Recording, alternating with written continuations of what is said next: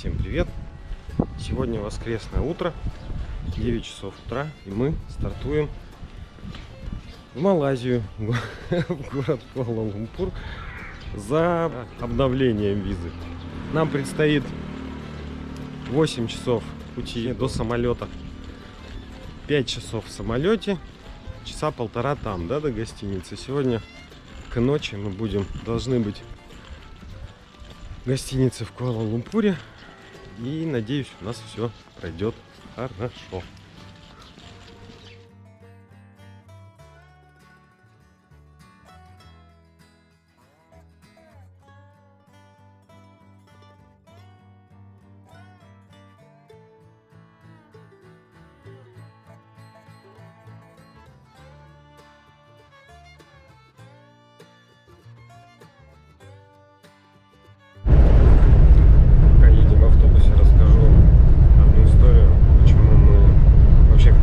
Поехали в Малайзию.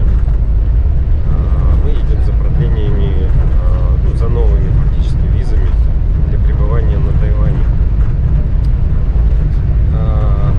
Если когда-нибудь вы будете делать что-нибудь на Тайване, ну или вообще, в принципе, я думаю, за границей России, переезжая и что-то начиная, спрашивайте у местных,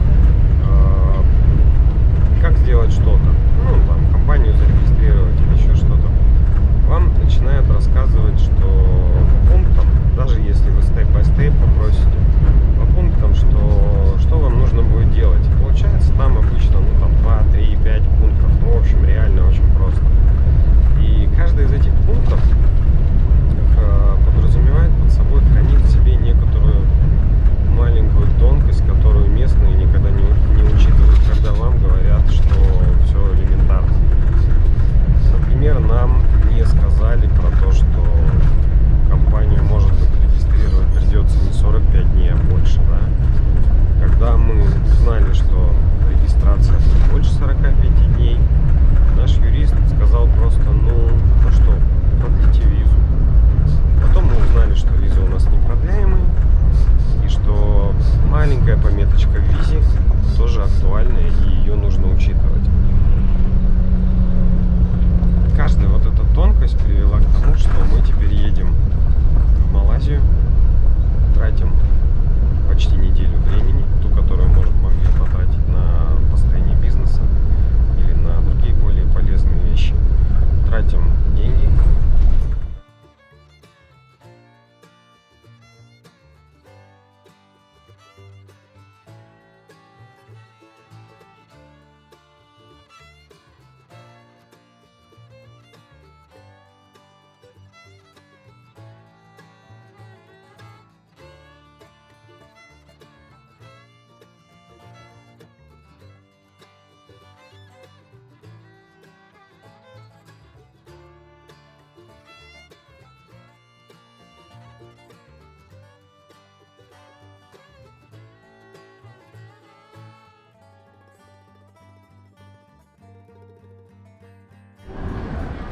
Ну, а вот это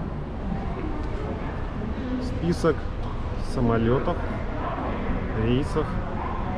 И красненьким помечены те, которые отмененные. Да, летим в Куала-Лумпур. Но вариантов немного. Кто-то чихнул, говорит. А сейчас же коронавирус, он тюхал насыпной, кто-то чихнул. Сейчас, да, такие, так, я буду держаться от него подальше. Но мы прошли за 5-10 минут все процедуры, потому что вообще никого нету. Рейсы все отмененные, аэропорт просто пустой.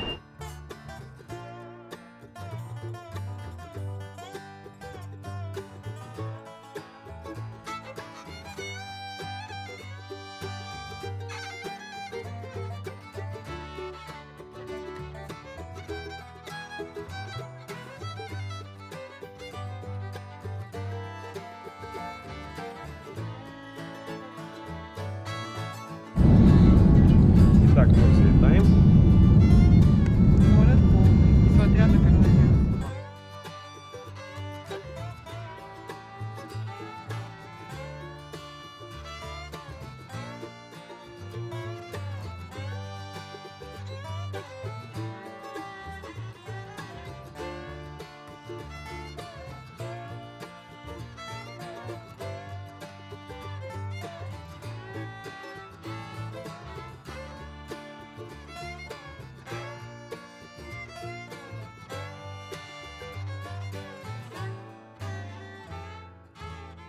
Доехали мы до арендованного на букинге под видом отеля. Что это? Апартаменты. И вот так вот, вот это ресепшн, короче.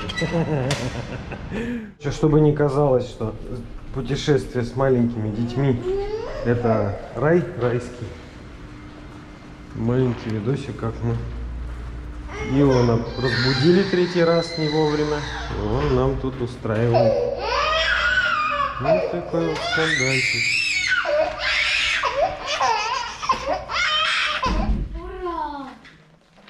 Вообще, скажи, одолели все. И пришли мы вот в такой вот номер. Ну, вроде ничего на первый взгляд. Сейчас посмотрим. Наше доброе малазийское утро. Под аплодисменты буквально восторженных зрителей вокруг. Мы сидим завтракаем. О, смотри, они тоже едят. Вау! Да, интерес повышенный.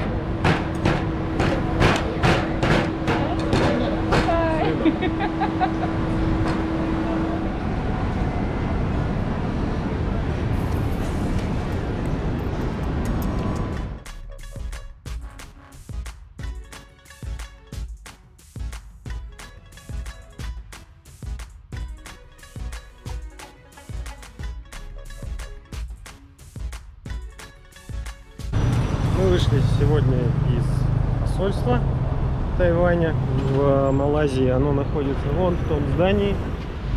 Работает посольство на прием документов всего 3 часа. Сначала нас затребовали сделать копии свидетельства о рождении детей.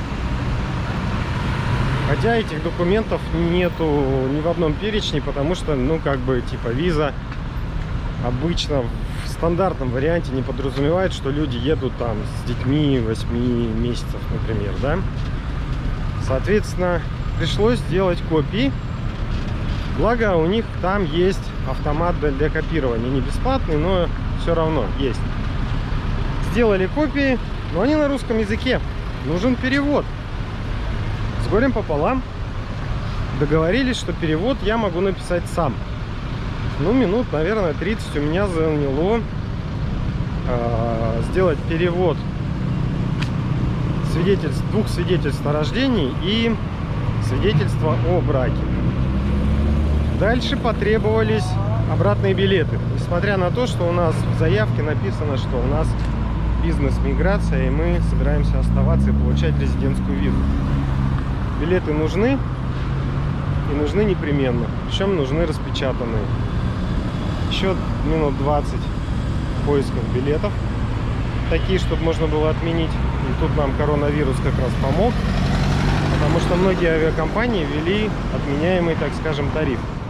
Они же у нас пойдут для того, чтобы сесть на самолет в Тайвань. Потому что я чувствую, что нас опять потребуют эти билеты. Вот. И понадобилось их распечатать. Они же в электронном виде. И меня послали, он находится вон там, павильон отель, у него внизу бизнес-центр, и напротив есть гостиница, в которой, о боже мой, есть таких центр копирования и распечатки, так скажем. Вот, соответственно, там за какие-то бешеные деньги, за 3 американских доллара я распечатал 8 бумажек. Потратил на это 20 минут, и вот сдавали мы уже документы, 12:10 было, ну, то есть после закрытия последние подавали. И я думаю, нам повезло, что вышел, которому звонили из Москвы, звонили, видимо, сегодня еще раз из Тайбэя, он сказал: о, а я тебя знаю. И тут же поставил подпись на наши заявки. Но было ощущение, что женщина, которая принимала документы, хотела найти, чего у нас еще не хватает. Создалось у нас впечатление, потому что когда я пришел, принес, она перелистывала, говорит: о, сэр, а нужно сделать, оказывается, еще 3 копии вашего паспорта. Быстрее бегом, там уже охранник занервничал, типа: да все, давайте уже идите отсюда. Ну, короче, с горем пополам мы засунули. Я чувствую, что если бы реально звонка, наверное, не было в это посольство, я думаю, мы либо не сдали бы сегодня документы, либо не получили бы в среду.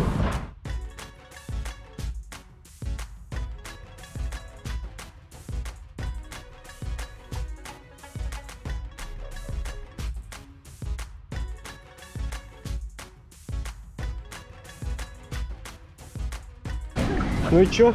Как? Круто. Вообще круто, да.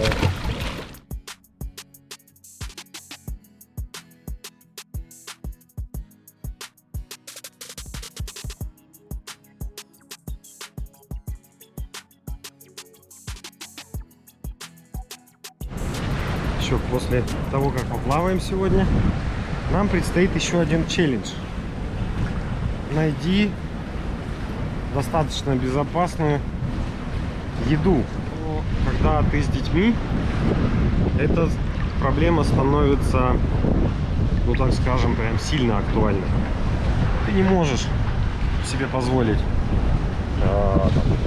поболеть с животом, полежать, потемпературить. Особенно учитывая, что сейчас тот же самый опять коронавирус. И если будет, например, температура у кого-то из нас, то у нас просто нет шанса вернуться на Тайвань. Поэтому мы должны обезопасить себя не просто страховкой, хотя мы ее сделали, медицинскую страховку. Мы должны обезопаситься сами на все 100%, чтобы с нами ничего здесь не произошло. Потому что задержаться здесь мы не имеем возможности. Точнее, мы имеем большие риски при этом раскладе. И мы точно не имеем возможности просто так взять и чуть-чуть поболеть.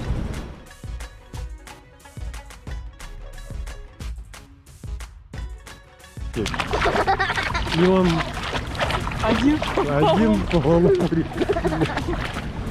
Бассейн, вот этот наш дом здесь в ближайшие 2 дня. И если мы уже профукали столько усилий, столько денег для того, чтобы приехать сюда и получить эту чертову визу, передаю привет опять этой женщине из тайваньского посольства в Москве, которая дала нам ограниченную визу без права продления. Если мы сюда приехали, то мы должны получить от этого приезда несколько больше, чем просто виза за $200.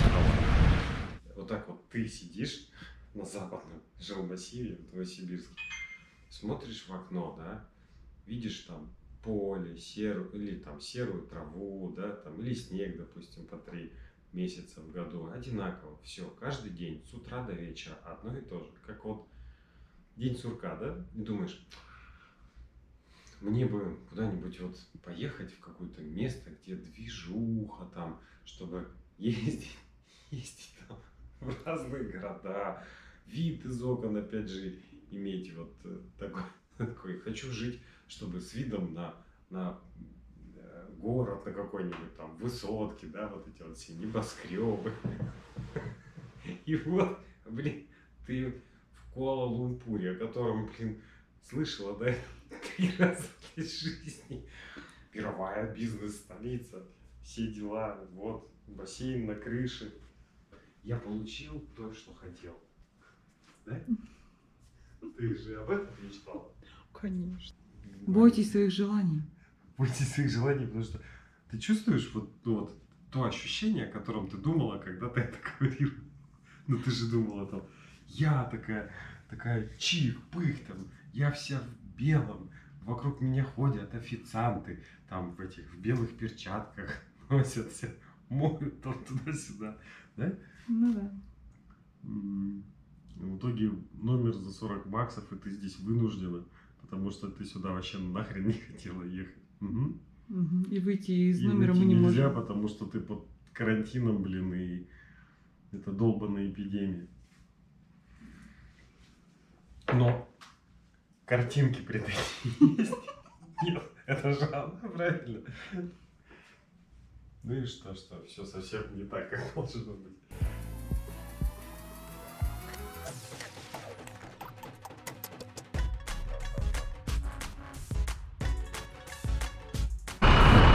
Стройка. Удивительно, как лоточек такой. Вот миксер привез бетон. И они вот с этого лоточка, с маленького, возвели вот эту вот конструкцию. Сколько же миксеров сюда таких приехало, чтобы это здесь построить.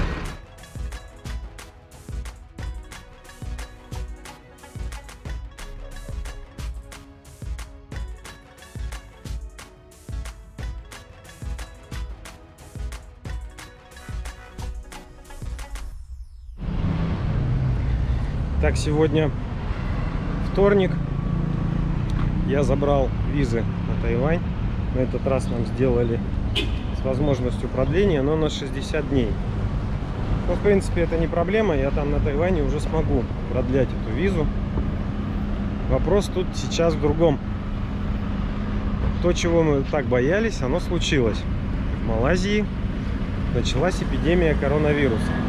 За последние 2 дня нашли около 200 человек, может быть, сегодня уже больше, зараженных подтвержденным вирусом. И с завтрашнего дня по указу малайзийского правительства закрывается в том числе и тайваньское посольство. Поэтому, собственно, нам и сделали визы сегодня в тайваньском посольстве. Раздавали буквально визы всем подряд, потому что с завтрашнего дня оно просто не работает. И теперь непонятно, что делать дальше. Билеты на сегодня уже все куплены. На сегодняшний день ограничений никаких нету и вроде как не предвидится. Но ситуация развивается очень быстро. Если в Малайзии завтра, допустим, найдут 1000-2 заболевших, я думаю, Малайзия может попасть тоже под запрет. Третий вариант — остаться здесь до первоначально запланированного отлета. У нас есть билеты на четверг. Но это удваивает шансы не въехать в Тайвань. Зато сокращает расходы. Вот. И этого же числа там другая проблема. То есть, если мы в четверг не влетаем, точнее, если нас не впускают в Тайвань, нас возвращают в Малайзию, а Малайзия уже будет точно закрыта. То есть нас просто не впустят в Малайзию обратно. Куда нас потом депортируют, я вообще не представляю. Я пока не знаю, какой мы вариант сейчас выберем, что мы будем делать. Но вот эти вещи многие, я смотрю просто, сколько людей сталкиваюсь, разговаривал в посольстве еще с несколькими людьми. Обычно люди это все, вот эти вот риски, они их не просчитывают, а очень зря. Конечно, не такая большая проблема, если ты летишь один, вдвоем, взрослые люди. Но когда с детьми, проблема удваивается и в финансовом, и в моральном, психологическом и так далее плане. Мы-то эти риски предвидели, и мы говорили именно поэтому: не надо, не заставляйте нас выезжать из страны. Мы можем не суметь вернуться. Но ни в миграционной службе, ни в посольстве, ни в Министерстве иностранных дел не нашлось, к сожалению, человека, который адекватно воспринял бы эти риски. Сейчас мы узнали, что на Тайване вводится обязательный официальный карантин для всех прибывающих из Малайзии. Сейчас я решил попробовать пойти в офис компании AirAsia и попробовать договориться с ними на замену билета на завтрашний день. —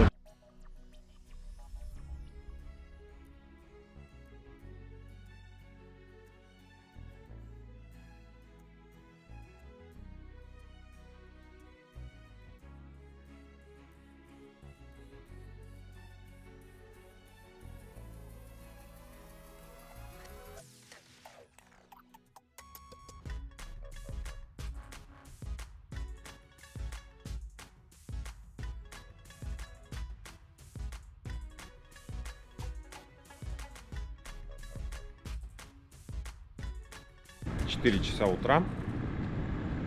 Более-менее хорошая погода. В том смысле, что чуть-чуть похолодало, и тут градусов, наверное, 28. Мы ждем такси, едем в аэропорт. У нас попытка доехать до дома сегодня. Купили билеты.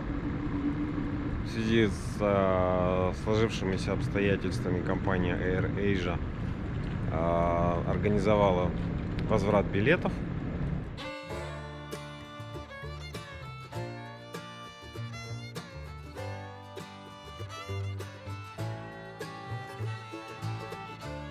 Мы в аэропорту Клиа 2.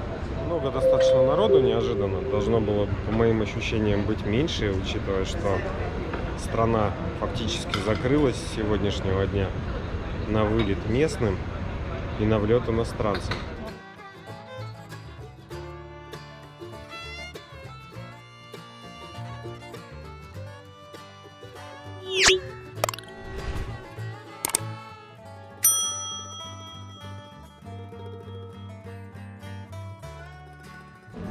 Ну, вот так вот мы прилетели. В Красноярском аэропорту пассажиры, прилетевшие из Таиланда, устроили бунт. Людям слишком долго выдавали постановление о карантине. Согласно ему, отпускники должны провести 2 недели на самоизоляции. Как рассказывают очевидцы, оформлением бумаг занимались 3 сотрудника Роспотребнадзора. За несколько часов они оформили всего 50 справок. Постановление ждали около 800 человек. Без него полицейские не выпускали из терминала. В итоге уставшие и разгневанные пассажиры прорвали полицейский кордон и уехали из аэропорта без нужных документов.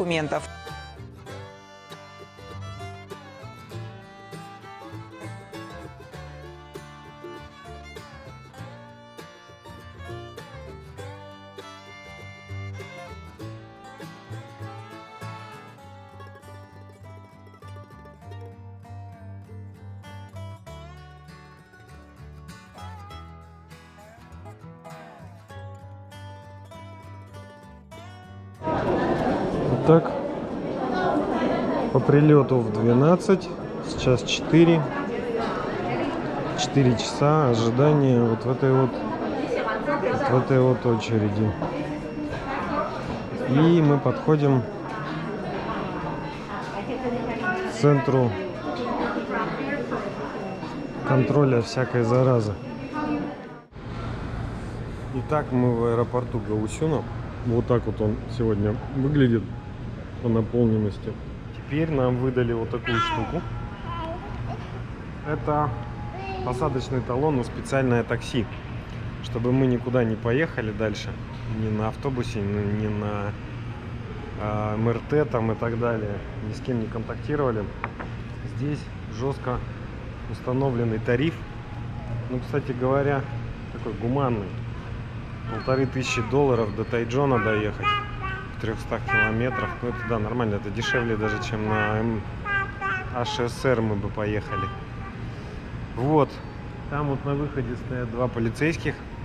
Всех выходящих под белые рученьки и на такси. Ну, мы попросили их дать нам возможность поесть.